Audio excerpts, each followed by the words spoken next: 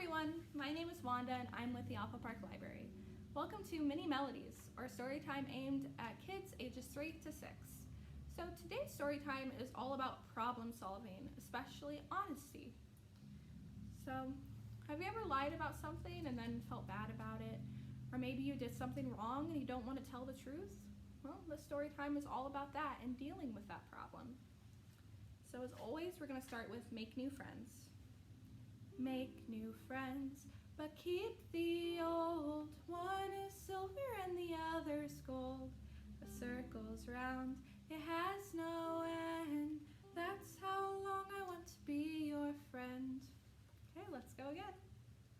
Make new friends, but keep the old. One is silver and the other's gold. The circle's round, it has no end. That's how long I want to be your friend. Okay, so our first book today is called The Problem with Problems.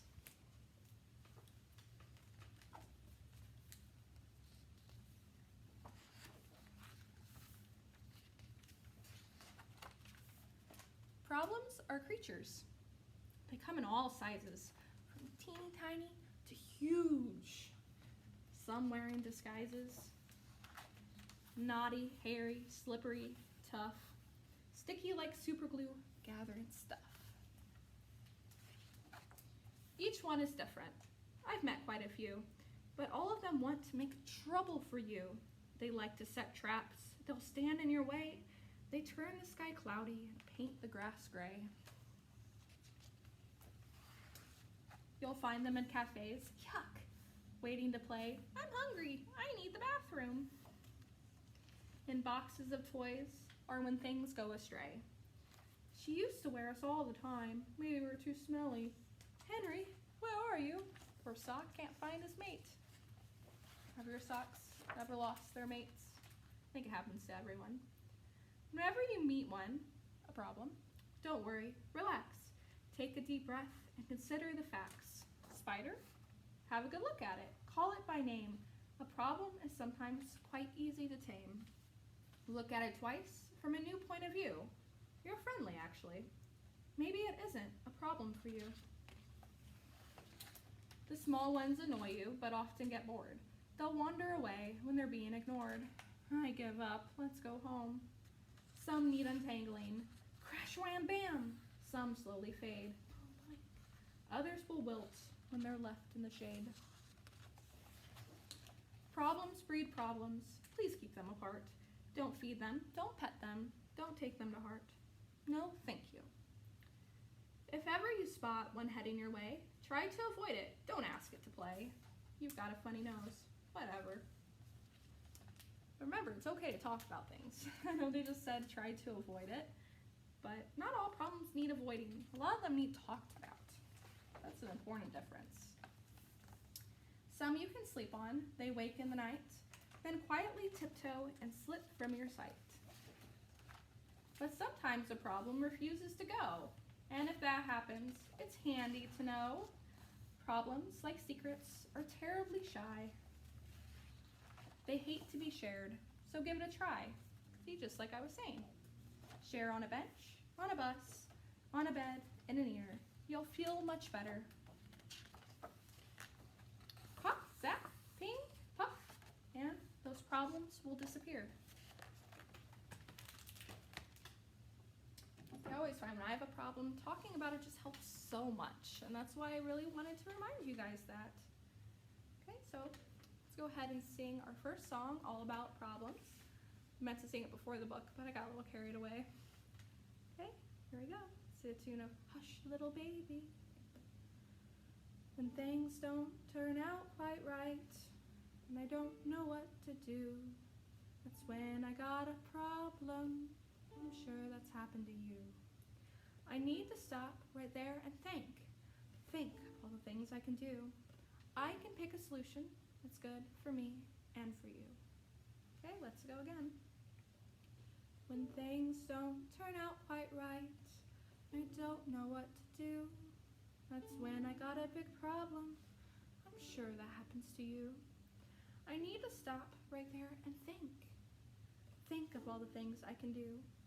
I can pick a solution that's good for me and for you. Okay, so our next book is Ruthie and the Not So Teeny Tiny Lie. Makes you think it's a big lie, huh?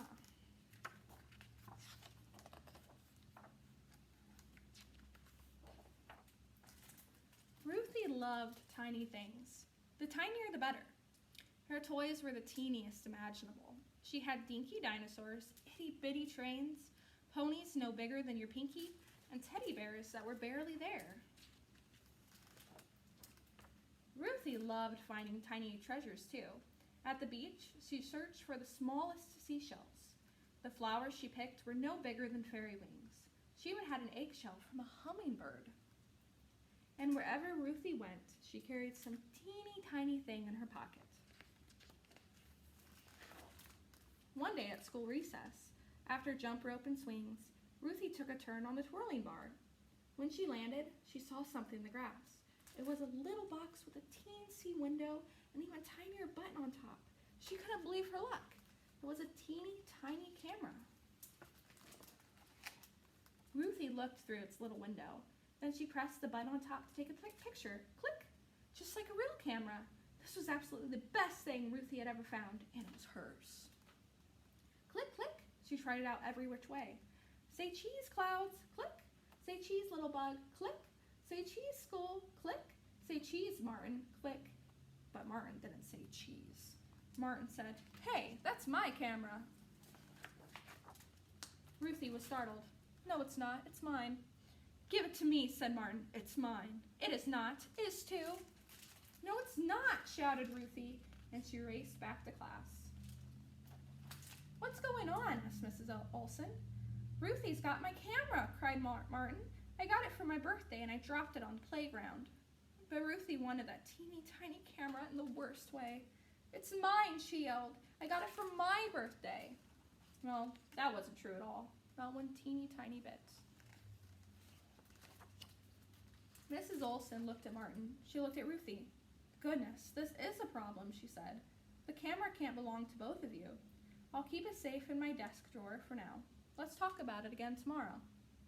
Ruthie's stomach flip-flopped all the rest of the day. She couldn't remember the answer to 2 + 2.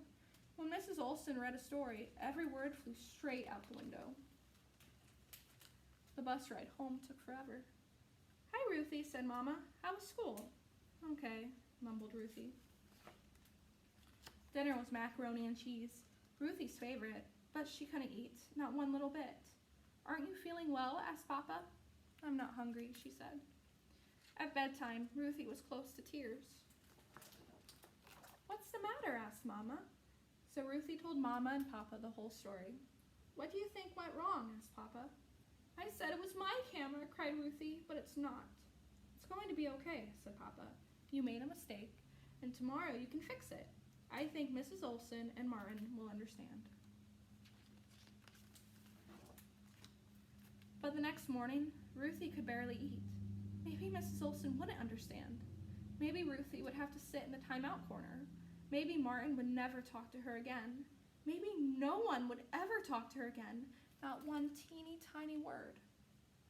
The school bell was about to ring.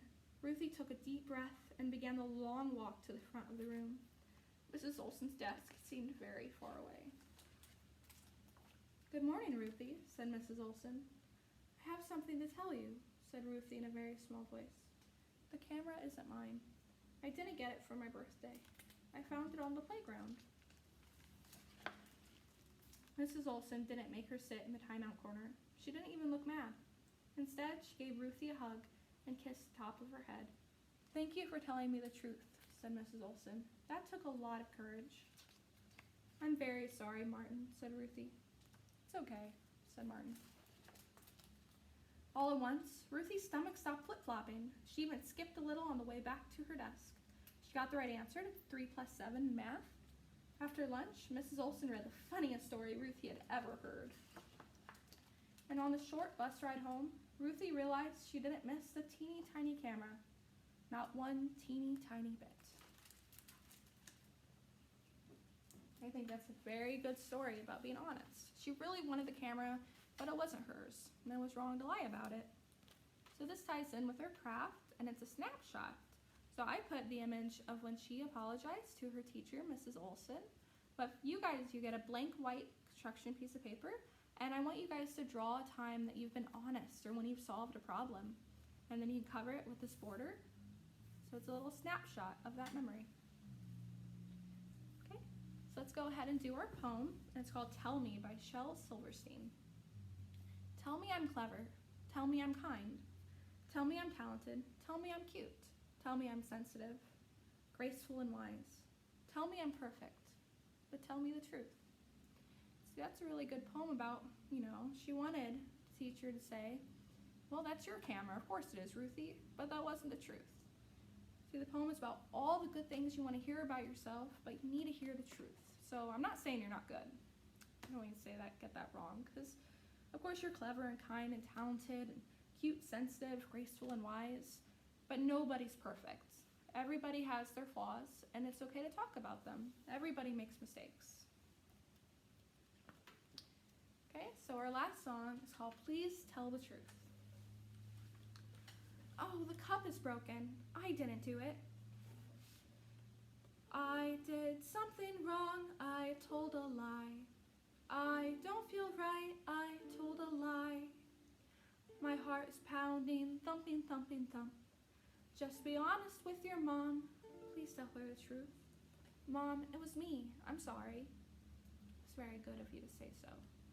Okay, let's go again. Oh, the cup is broken. I didn't do it.